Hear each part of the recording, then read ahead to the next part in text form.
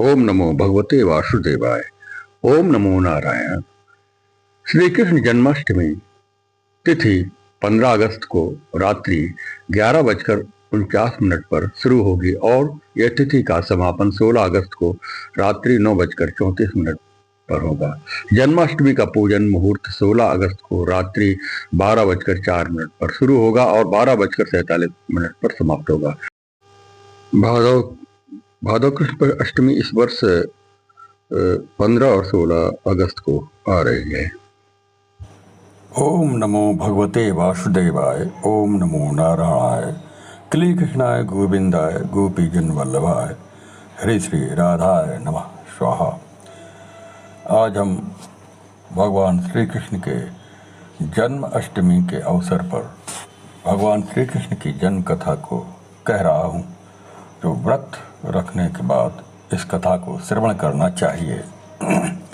यदा यदा ही धर्मस्य ग्लानिर्भवति भारत अभ्युत्थानम् अधर्मस्य तदात्मानं सृजाम्यहम्।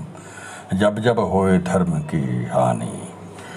भगवान ने कहा है कि जब जब धर्म की हानि होती है, अधर्म बढ़ जाता है, राक्षस आश्रय संपत्ति के लोग बढ़ जाते हैं, तो असुरों का विनाश करने के लिए दैवी संपत्ति को धर्म की स्थापना के लिए धार्यत इति धर्मः, जो धारण करने वाले सत्य, अहिंसा, आस्तेय, शौच, इंद्रिय निग्रह, जो धारण करने वाले, जीवन को पालन करने वाले, धार्मिक यम नियमों को पालन कराने के लिए भगवान इस पृथ्वी पर, धरा पर जन्म लेते हैं। भगवान के कई अवतार हुए हैं, 24 अवतार, 10 प्रमुख अवतार हैं, जिसमें भगवान श्री कृष्ण का अवतार जो प्रमुखतया आज हम भगवान श्री कृष्ण के जन्म उत्सव मना रहे हैं। ये भाद्रपद कृष्ण अष्टमी को श्री कृष्ण जन्माष्टमी, आज के दिन हम इस त्यौहार को मनाते हैं।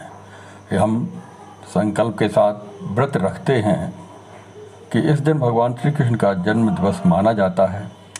भादव कृष्ण पक्ष अष्टमी तिथि, तो घनघोर अंधेरी आधी रात को रोहिणी नक्षत्र में मथुरा के कारागार में वसुदेव की पत्नी देवकी के गर्भ से भगवान श्री कृष्ण का जन्म हुआ था, यानी प्रकट हुए थे। भगवान कभी ये अयुनिज स्वयं अपनी लीला के द्वारा अपने सभी कलाओं से संपन्न उन्होंने इस शुभ घड़ी में कृष्णम गदनम चक्रहस्त मिच्छामि त्वाम दृष्टमहं तथैव चतुर्भुजी रूप को दर्शन दिया वसुदेव और देवकी को। इसके बाद बाल रूप में अपना रूप धारण कर लिया।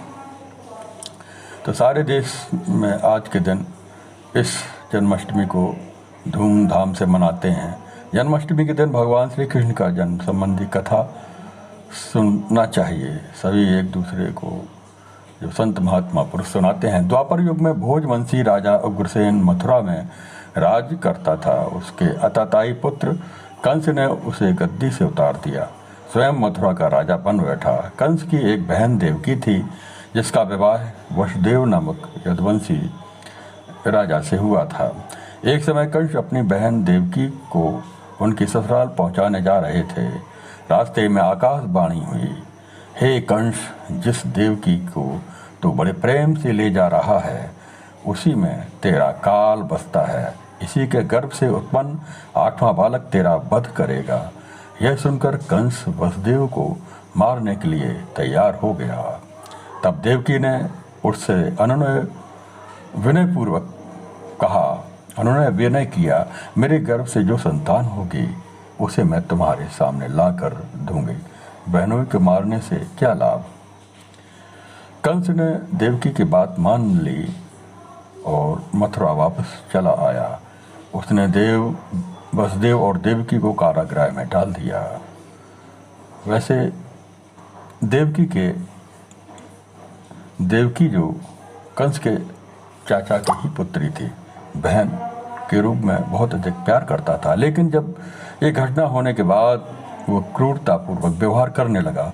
वसुदेव देवकी को एक एक करके 7 बच्चे हुए सातों को जन्म लेते ही कंस ने मार डाला। अब 8वां पुत्र का जन्म होने वाला था। कारागार में उनके कड़े पहरे बैठा दिए गए। उसी समय नंद की पत्नी यशोदा को भी बच्चा होने वाला था। तो उन्होंने वसुदेव देवकी के दुखी जीवन को देखकर 8वें बच्चे की रक्षा का उपाय रचा। जिस समय वसुदेव देवकी को पुत्र उत्पन्न हुआ, प्रकट हुए भगवान, उसी समय संयोग से यानी भगवान की माया ही थी, यशोदा के गर्भ से ही एक कन्या का जन्म हुआ। और कुछ नहीं, सिर्फ माया थी। जिस कोठरी में देवकी वसुदेव कैद थे, उसमें अचानक प्रकाश हुआ, भगवान प्रकट हुए। शंख चक्र गदा पद्म धारण किए हुए चतुर्भुज भगवान प्रकट हुए और दोनों भगवान के चरणों में गिर पड़े। तब भगवान ने उनसे कहा कि अब मैं पुनः नवजात शिशु रूप में लीला करता हूँ, तो मुझे इसी समय अपने मित्र नंद जी के घर वृंदावन भेजाओ और उनके यहाँ जो कन्या जन्मी है उसे लाकर कंस के हवाले कर देना। उस समय वातावरण अनुकूल नहीं है और तुम चिंता न करो, जागते हुए पहरेदार सो जाएंगे, कारागृह के फाटक अपने आप खुल जाएंगे। यही घटना होने लगी। कारागृह में जो वहाँ पर जो सिपाही थे, सैनिक थे, वो सब सो गए और दरवाज़ा खुल गया। और यमुना जरूर बाढ़ का रूप धारण किए हुए थे। अंधेरी रात थी, आकाश में विद्युत चमक रही थी। उसी समय वसुदेव नवजात शिशु रूप भगवान श्री कृष्ण को एक सूप में रखकर कारागृह से निकल पड़े। अथाह यमुना को पार कर नंद जी के घर पहुँचे और वहाँ उन्होंने नवजात शिशु को यशोदा के साथ सुला दिया और कन्या को लेकर के मथुरा वापस आ गए। कारागृह के फाटक पूर्ववत बंद हो गए। जब कंस को सूचना मिली वसुदेव देवकी को एक बच्चा जन्म ले चुका है, उसने कारागृह में जाकर देवकी के हाथों से नवजात कन्या को छीन लिया और पृथ्वी पर पटकना चाहा, लेकिन परंतु वह कन्या हाथ से छूटकर आकाश में उड़ गई और वहाँ एक विद्युत प्रकाश रूप में अष्टभुजी दुर्गा के रूप में प्रकट हो गई और उसने आकाशवाणी की, हे मूर्ख, तू मुझे मारने जा रहा है। अरे तेरे मारने वाला वृंदावन में इस समय वो जन्म ले चुका है और तेरे पापों को, तेरे असुर दैत्यों का वो वध करेगा। इस प्रकार एक संक्षिप्त कथा हुई, लेकिन समय को देखते हुए इसमें और हम कथा को इसमें बढ़ा रहे हैं। तो इसमें जो 7वां जो गर्भ हुआ था उसमें हलधर बलदेव जी का जन्म होता है। वो उनकी वसुदेव की दूसरी पत्नी जो नंदगांव में जो यशोदा जी के पास में ही नंदराज के यहाँ रोहिणी वहीं पर रहती थी गुप्त रूप में। तो वो हलधर बलदेव जी का जो गर्भ माया शक्ति के द्वारा भगवान ने उनके गर्भ में पहुंचा दिया था, तो इसलिए बालदाव जी का जन्म पहले हो गया था 7वें गर्भ में। तो कंस ने ये समझा कि 7वां गर्भ गिर चुका है, इसलिए वो शांत हो गया था, 8वें गर्भ की प्रतीक्षा करने लगा था। इसके बाद भगवान कृष्ण ने वहाँ पर वृंदावन में बहुत सी लीलाएं की। वहाँ पर सर्वप्रथम कंस ने पूतना को भेजा। पूतना ने बाल भगवान को एक गोपी के भेष में जा कर के वहाँ पर उसको अपने स्तनों से विष पान कराना चाहा। तो भगवान श्री कृष्ण ने पूतना का उद्धार किया। फिर जब कृष्ण के बारे में कंस को पता लग गया तो उसने तृणावर्त को भी एक बवंडर तूफान के रूप में उस राक्षस को भेजा। उसका भी भगवान श्री कृष्ण ने वध किया। इसके बाद बकासुर, अघासुर और बहुत से राक्षसों को वृंदावन में भेजा गया। वहाँ पर भगवान श्री कृष्ण ने उन सभी राक्षसों का क्रमबद्धता से उनको वध करते रहे। जो अजगर के रूप में, बकासुर बगुला के रूप में, यहाँ तक कि एक सांड के रूप में भी बहुत असुर वहाँ पर आए, उसको भी वध किया। इस प्रकार से भगवान श्री कृष्ण बाल रूप में भगवान अपने बाल गोपालों के साथ में, अपने सखा मित्रों के साथ में वहाँ पर छोटे छोटे गायों और बछड़ों को भी उनका भी पालन करने लगे, यानी छोटी उम्र में ही गौचारण करने लगे। इससे पहले उनका नामकरण भी गर्ग ऋषि ने कराया था, गुप्त रूप से नामकरण कराया था। गुप्त रूप से वहाँ पर रह रहे थे। जब भगवान श्री कृष्ण ने आसुरी शक्तियों का वध किया तो कंस को ये निश्चित आभास हो गया था कि हमारे मारने वाला पैदा हो गया है, और वह भयभीत रहने लगा। अपने मंत्रियों की सलाह और लेकर के वो तरह तरह के षड्यंत्र रचता रहा, भगवान को मारने के लिए अपने राक्षसों को भेजता रहा। लेकिन उन सबका वध जब हो गया तो फिर उन्होंने अपने मंत्री यानी वसुदेव जी के जो एक सेनापति थे अक्रूर जी को उन्होंने नंद बाबा के पास भेजा, वृंदावन में भेजा कि भगवान श्री कृष्ण को उनके ग्वाल वालों सहित यहाँ पर लेकर आओ, मैं उनको षड्यंत्र से उनका वध करूँगा। तो अक्रूर जी बलदेव जी और भगवान श्री कृष्ण को लेने के लिए जाते हैं। मथुरा में जाकर के अक्रूर जी जब बताते हैं कि ये आपका पुत्र नहीं है, ये देवकी और वसुदेव का पुत्र है, ये सब नंद बाबा को पहले से मालूम था, लेकिन यशोदा माता को बाद में पता लगता है तो बड़ा कष्ट होता है, दुख होता है। मथुरा में रहने वाले, मथुरा से में जाने के लिए ग्वाल बाल उनको तैयार कराया जाता है, बहुत मान मनौवल होता है। माता यशोदा बहुत दुखी होती हैं कि, लेकिन भगवान श्री कृष्ण उनको समझाते हैं कि मैं आपका ही पुत्र रहूँगा, आपने मेरा लालन पालन किया है। और ग्वाल वालों के साथ वहाँ पर मथुरा में हो रहे कंस के यज्ञ को देखने के लिए चले जाते हैं। कंस के यज्ञ में जाकर के वहाँ पर यज्ञ में जाकर के सबसे पहले वहाँ पर रखा हुआ धनुष, जो इसका वरदान था कि अगर इस धनुष को कोई तोड़ेगा, प्रतिज्ञा चढ़ाएगा, तो वो कंस की मृत्यु निश्चित हो जाएगी। तो वहाँ पर जा कर के उनसे सैनिक मना करते हैं, फिर भी भगवान श्री कृष्ण उस धनुष को तोड़ देते हैं।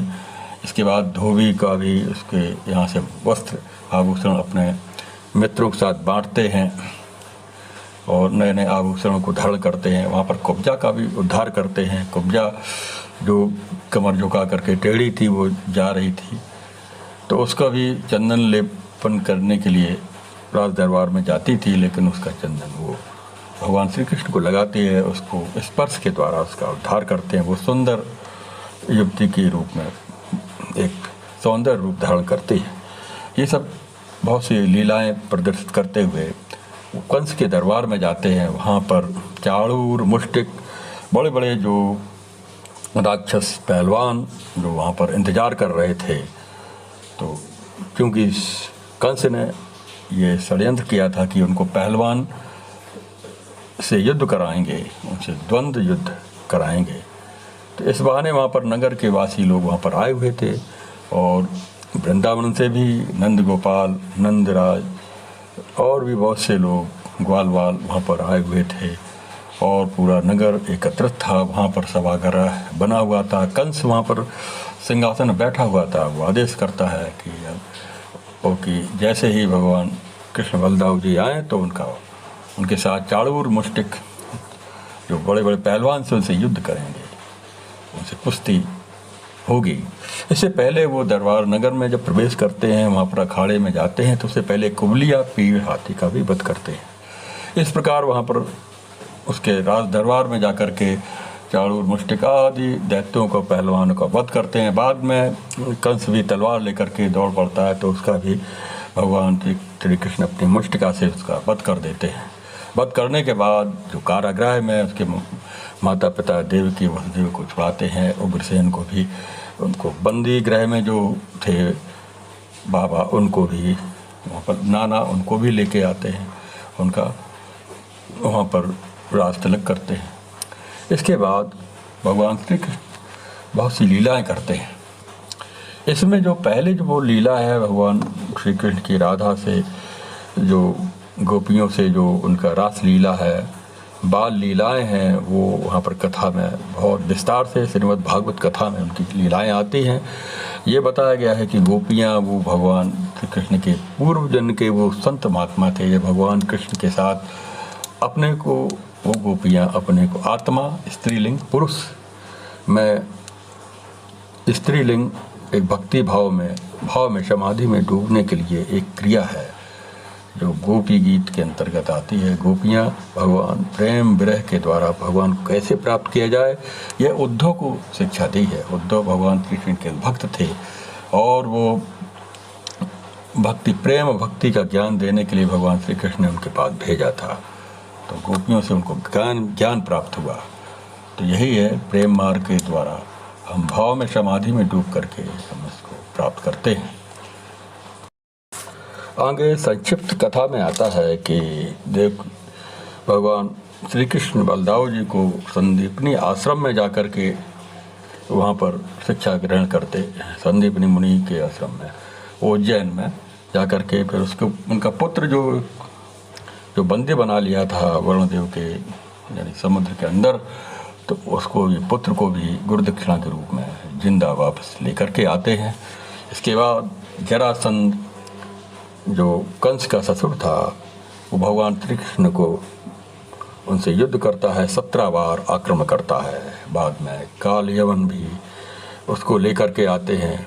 भगवान श्री कृष्ण बार बार आक्रमण करने पर सबका वो राक्षसों का वध कर देते हैं और जरासंध को बीच में छोड़ देते हैं। इसके बाद भगवान श्री कृष्ण अपनी रणनीति बदलते हैं और वहाँ से वो जाकर के जब काल में यमन घेर लेता है तो अपने द्वारका को बसाते हैं। अपनी माया के द्वारा द्वारका जो द्वीप है वहाँ पर अपना द्वारका को एक स्वर्ण नगरी के रूप में बसाते हैं जो गुजरात के पश्चिम में है। वहाँ जाकर के सब यदुवंशी लोग वहाँ पर अपना जाकर के पूरी सेना का वहीं पर निर्माण करते हैं और राजनीतिक जीवन वहीं से उनका शुरू होता है। बाद में जब वो छोड़ते हैं तो उनको नाम रणछोड़ जी होता है। काल यमन उनको क्योंकि उसको वरदान था कोई उसको हरा नहीं पाएगा और इसलिए उसके वरदान को ब्रह्मा जी के दिए हुए वरदान को उसका पूरा करने के लिए भगवान श्री कृष्ण यानी उसका कोई वध नहीं कर पाएगा तो मुचकुंद ऋषि के द्वारा वो भस्म कर दिया जाता है। यानी एक गुफा में भगवान श्री कृष्ण चले जाते हैं और मुचकुंद ऋषि जो पिछले युगों से ही वहाँ पर विश्राम किए हुए हैं तो उसको पीताम्बर उड़ा देते हैं, वो गुफा में छुप जाते हैं। तो उसी समय जब वो लात मार करके काल यमन मुचकुंद ऋषि को उनको जगाता है तो उनको आँखें जैसे वो खोलते हैं तो काल यमन उनकी दृष्टि पड़ते ही जल जाता है। इस प्रकार वो वरदान पूरा करते हैं और मुचकुंद वहाँ पर उनको दर्शन देते हैं। भगवान श्री कृष्ण के उनको दर्शन होते हैं, उनका उद्धार होता है। यहाँ पर राजनीतिक जीवन जब शुरू होता है दंतवक्त्र और शिशुपाल और बहुत से आसुरीय प्रवृत्ति के लोग कौरव, जिसमें जो कौरव पांडव जो भगवान श्री कृष्ण के बुआ के पुत्र थे तो उनकी वो सहायता करते हैं। इधर कौरवों और पांडवों के इतिहास से सभी लोग परिचित होंगे। महाभारत का युद्ध हुआ तो वहाँ पर भगवान श्री कृष्ण पांडवों का साथ देते हैं। भगवान युधिष्ठिर से उनसे राजसूय यज्ञ कराते हैं, उसमें जरासंध का भी वध करते हैं। इससे पूर्व नरकासुर का भगवान श्री कृष्ण वध करते हैं। नरकासुर ने कई राजकुमारियों को बंदी बना लिया था, 16,000 राजकुमारियों बंदी बना लिया था, उनका भी उद्धार करते हैं। जब कोई उनको अपनाने को नहीं होता भगवान श्री कृष्ण उनको अपने पास ला करके कि वो भक्ति भाव में भगवान को ही अपना पति के रूप में मानने लगे थे तो उनका भी उद्धार करते हैं। इस प्रकार से भगवान श्री कृष्ण अपनी लीलाएं करते हैं। वे इससे पहले उनके जो अष्टपटरानी है तो वहाँ पर जामवंती और जो रुक्मिणी हैं इनका प्रमुख उनके पटरानियों में गिनती होती है। यमुना जी भी है तो रुक्मिणी हरण करते हैं। तो रुक्मिणी का वहाँ पर भगवान श्री कृष्ण का जो लक्ष्मी रूप में अवतरित थी उनसे भी विवाह करते हैं। जामवंती जो कि जामवंत की पुत्री थी, भगवान जामवंत से भी गुफा में जाके युद्ध करते हैं। उनको जो मणि थी उस मणि को खोजते खोजते वो गुफा में पहुँचते हैं। जामन से युद्ध होता है, वहाँ जामवंती से उनका विवाह होता है। इस प्रकार से बहुत सी कथाएं भगवान कृष्ण की लीला हैं। श्रीमद् भागवत में, नारद पुराण में इस प्रकार कथाएं मिलती हैं। नारद पुराण में और गर्ग संहिता में भी भगवान श्री कृष्ण के, श्री राधा जी की उनके विवाह है, उनके बारे में बहुत सी कथाएं लीलाएं प्रचलित हैं। इस व्रत के बारे में बताया गया है। ये बहुत ही महत्वपूर्ण व्रत है भगवान श्री कृष्ण का। ओम श्री कृष्णाय गोविंदाय गोपीजन वल्लभाय स्वाहा नमः। और ओम नमो भगवते वासुदेवाय, ओम नमो नारायणाय। हमें ये व्रत करना चाहिए, भगवान की लीलाओं को देखना चाहिए। अर्धरात्रि में भगवान श्री कृष्ण का जो जन्म होता है, रात्रि 12 बजे अष्टमी तिथि को, कहीं रोहिणी नक्षत्र है, तो ये तिथि योग जब मिल जाता है तो उसमें हम व्रत को, वही समय भगवान श्री कृष्ण का जन्मोत्सव मनाया जाता है। संग घड़ियाल के बाद अपने उनको पलना में बाल कृष्ण के उनकी पूजा किया जाता है। प्रातःकाल स्नान करके पूजा करते हैं और विष्णु सहस्त्र नाम का पाठ करते हैं। बाल गोपाल के उनकी कथाओं का श्रवण करते हैं, लीलाओं का श्रवण करते हैं। इस प्रकार से हम उस दिन कोशिश करते हैं निर्जला रहें। भगवान प्रसाद के रूप में उनके फलों को हम ग्रहण कर सकते हैं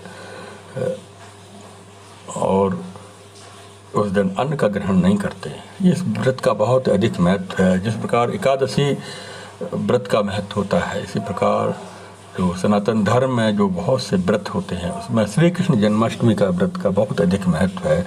एकश कृष्ण कृते प्रणामे दशास में धारण प्रतेन तुल्य। जो राशि यज्ञ है, सहस्त्रों यज्ञों के समान भगवान श्री कृष्ण का जो प्रणाम किया जाता है, तो कई सैकड़ों यज्ञ किए जाएं, उसका फल भगवान श्री कृष्ण के प्रणाम से होता है। व्रत करने से वो फल प्राप्त हो जाता है। जय श्री राधे कृष्ण। ओम क्ली कृष्णाय नमः। ओम नमो भगवते वासुदेवाय। भगवद गीता में आत्मसंस्थम मना कृत्वा न किम चिंतनम चिंतित, अपने मन को आत्मा में स्थिर किया जाए, यानी आत्मज्ञान के लिए बहुत से उपदेश दिए हैं भगवद गीता में। कर्म योग, भक्ति योग, ज्ञान योग, बहुत उपदेश ज्ञान भरा पड़ा है। उसको हम अपने जीवन में अपनाएं। यहाँ तक कि मेडिटेशन, ध्यान की और प्राणायाम की क्रिया, अपाने जुगत प्राणम प्राण अपने तथा परे प्राण अपान गति रुद्धा प्राणायाम परायण, चतुर्थ अध्याय में इस प्रकार से योगाभ्यास के बारे में भगवान श्री कृष्ण ने बताया है। 6वें अध्याय में ध्यान योग के बारे में बताया है। इस प्रकार भगवान श्री कृष्ण को गीता का अधिक सुने, बताए हुए भगवान श्री कृष्ण के उपदेशों को उस पर जीवन में चलें, गुरु धारण करें, गुरु। ओम नमो भगवते वासुदेवाय। जय श्री राधे कृष्ण। एक संक्षिप्त कथा श्रवण। ओम नमो भगवते वासुदेवाय। ओम नमो नारायणाय। श्री जन्माष्टमी के अवसर पर श्रीमद् भगवद गीता के 12वां अध्याय भक्ति योग का हिंदी में अनुवाद कह रहा हूँ। संस्कृत के कुछ श्लोक व उनका हिंदी में अनुवाद।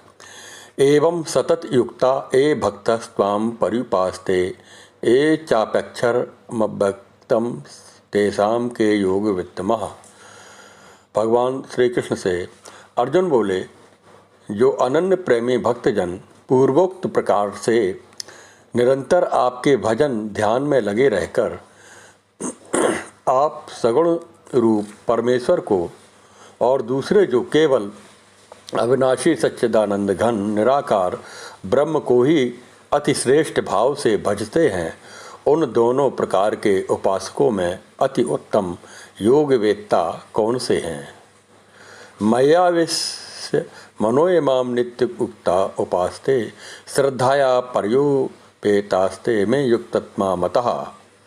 श्री भगवान बोलते हैं, श्री भगवान बोले, मुझ में मन को एकाग्र करके निरंतर मेरे भजन ध्यान में लगे हुए जो भक्त जन अतिशय श्रेष्ठ श्रद्धा से युक्त होकर मुझ सगुण रूप परमेश्वर को भजते हैं, वे मुझको योगियों में अति उत्तम योगी मान्य हैं। ए त्वाक्षरम निर्देशमव्यक्तम परिपास्ते सर्वत्र कमिचिंतम चाकूटस्थमचलम ध्रुवम। भगवान श्री कृष्ण कहते हैं, परंतु ये जो पुरुष इंद्रियों के समुदाय को भली प्रकार बस में करके मन बुद्धि से परे सर्वव्यापी अकथनीय यश स्वरूप और सदा एक रस रहने वाले नित्य अचल निराकार अविनाशी सच्चिदानंद घन ब्रह्म को निरंतर एक ही भाव से ध्यान करते हुए भजते हैं, वे संपूर्ण भूतों के हित में रत और सब में समान भाव वाले योगी मुझको ही प्राप्त होते हैं। क्लेशो अधिकतर स्तेषाम अव्यक्त सचेषाम अव्यक्ता ही गतुर्दखम देह मध्युर्वापते। यानी उन सच्चिदानंद घन निराकार ब्रह्म में आसक्त चित्त वाले पुरुषों के साधन में परिश्रम विशेष है भाई, क्योंकि देहाभिमानियों को द्वारा अव्यक्त विषयक गति दुख पूर्वक से प्राप्त की जाती है। यानी कि जो निराकार भाव से भगवान को भजन करते हैं उनको कष्ट अधिक मिलते हैं, दुख अधिक मिलते हैं। निराकार यानी सर्वव्यापक परमात्मा को जीवों में कण-कण में उस परमात्मा को देखते हैं, तो जीवों और कण-कण में परमात्मा को देखते हुए भी उसी के अनुसार उनको वह भाव वह व्यवहार करना पड़ता है। तो इस साधना में कष्ट अधिक है निराकार में। हेतु सर्वाणि कर्माणि मयि सन्न्यस्य मत्परः अनन्ये योगेन मां ध्यायन्त उपासते। परंतु जो मेरे परायण रहने वाले भक्तजन संपूर्ण कर्मों को मुझ में अर्पण करके मुझ सगुण रूप परमेश्वर को ही अनन्य भक्ति योग से निरंतर चिंतन करते हुए भजते हैं, तेषाम हम समधरता मृत्यु संसार सागरात भवाम न चिरात पार्थ मया विसच्चेष्याम सन्निमेन्द्रिय ग्रामम सर्वसम्बुद्ध्या ते प्रामनंत मामे सर्वभूते तिरथा। भगवान श्री कृष्ण कहते हैं, हे अर्जुन, उन मुझ में चित्त लगाने वाले प्रेमी भक्तों का मैं शीघ्र ही मृत्यु रूप संसार में समुद्र से उद्धार करने वाला होता हूँ। मयेव मन आदत्स्व मयि बुद्धिम निवेशय निष्ठसी मयेव अत ऊर्ध्वना संशया। मुझ में मन को लगाकर और मुझ में ही बुद्धि को लगाकर उसके उपरांत तू मुझ में ही निवास करेगा, इसमें कुछ भी संशय नहीं है। अथ चित्तम समाधातुम न शक्नोस्मि स्थिरम अभ्यास योगेन ततुमाम इच्छाम तुम धनंजय। यदि तू मन को मुझ में अचल स्थापन करने के लिए समर्थ नहीं है, यानी असमर्थ है, तो हे अर्जुन अभ्यास रूप योग के द्वारा मुझको प्राप्त होने के लिए इच्छा करो, मुझे प्राप्त करने की इच्छा करो। अभ्यास ही अप्य समर्थो मत कर्म परमो भव मदर्थम कर्माणि कुर्वंश सिद्धिम मवाप्स्यसि। यानी यदि तू उपर्युक्त अभ्यास से भी असमर्थ है तो केवल मेरे लिए कर्म करने के लिए परायण हो जा, यानी तू सब कर्म मेरे लिए ही करो कि मेरे लिए अर्पण करके करो। इस प्रकार से मेरे निमित्त कर्मों को करता हुआ भी मेरी प्राप्ति रूप सिद्धि को प्राप्त होगा। अथैत तव्य सक्तो वश कर्तुम मध्योगमाश्रिता सर्व कर फल त्यागम तथा कुरुतात्मान। यदि मेरी प्राप्ति रूप योग के आश्रित होकर उपयुक्त साधन को करने में भी तू असमर्थ है तो मन बुद्धि हाथ पर विजय प्राप्त करने वाला होकर सब कर्मों का फल का त्याग कर दो, फल की इच्छा मत करो। श्रेयो ही ज्ञानाद अभ्यासास ज्ञानाद ध्यान विशेषते ध्यानात् कर फलता गस्वा गच्छान्तिरनंतरम। मर्म को ना जानकर किए हुए अभ्यास से ज्ञान श्रेष्ठ है और ज्ञान से मुझ परमेश्वर के स्वरूप का ध्यान श्रेष्ठ है और ध्यान से भी सब कर्मों के फल का त्याग श्रेष्ठ है, क्योंकि त्याग से ही तत्काल ही परम शांति प्राप्त होती है। भगवान श्री कृष्ण कहते हैं, इस प्रकार से अदृष्टा सर्वभूतानां महत्रा करुणेवचा निर्ममो निरहंकारा समा दुखा सुखा क्षमी संतुष्टा तत्तम योगी तात्मा दृढ़ मया मर्पित मनोबुद्धिरु मद्भक्ता सा मैं प्रिया। यानी जो पुरुष सब भूतों में द्वेष भाव से रहित है, स्वार्थ रहित है, सबका प्रेमी है, हेतु रहित है, दयालु है, दयावान है, ममता से रहित है, अहंकार से रहित है, सुख दुखों की प्राप्ति में समभाव रखता है, क्षमावान है, अर्थात अपराध करने वाले को भी अभय देने वाला है, तथा जो योगी निरंतर संतुष्ट है, मन इंद्रियों सहित शरीर को वश में किए हुए है और मुझ में दृढ़ निश्चय वाला है, वह मुझ में अर्पण किए हुए मन बुद्धि वाला मेरा भक्त मुझको प्रिय है। भगवान श्री कृष्ण की जन्माष्टमी के अवसर पर हमें व्रत करना चाहिए। फलाहार दुग्धाहार ले सकते हैं, कंदमूल फल का प्रयोग कर सकते हैं। पंजीरी बना करके भगवान का भोग लगाते हैं। रात्रि 12 बजे उनका पूजन करते हैं, भोग कर लगाते हैं, षोडशोपचार पूजन करते हैं, भगवान श्री कृष्ण के नामों का स्मरण करते हैं। श्री कृष्ण गोविंद हरे मुरारे, हे नाथ नारायण वासुदेवा। ओम नमो भगवते वासुदेवाय। ओम नमो नारायण। ओम क्ली गहनाय गोविंदा गोपी जन वल्लभाय आदि मंत्रों का जप करते हैं। विष्णु सहस्रनाम का पाठ, भगवत गीता का पाठ करते हैं। हम वैष्णव वास्य और स्मार्त को भी जन्माष्टमी व्रत रह सकते हैं। जन्माष्टमी के दिन भगवान की, श्री कृष्ण की उनकी झांकियाँ निकालते हैं। वसुदेव जी का और उनका नंद बाबा का, इनका ग्वाल वालों के साथ खेलते हुए उनके जन्मोत्सव मनाते हैं, झूला झुलाते हैं। इस प्रकार से व्रत उत्सव मनाने से भगवान की भक्ति प्राप्त होती है, भोग और मोक्ष प्राप्त होता है, मनोकामना सिद्ध होती है। ओम नमो भगवते वासुदेवाय।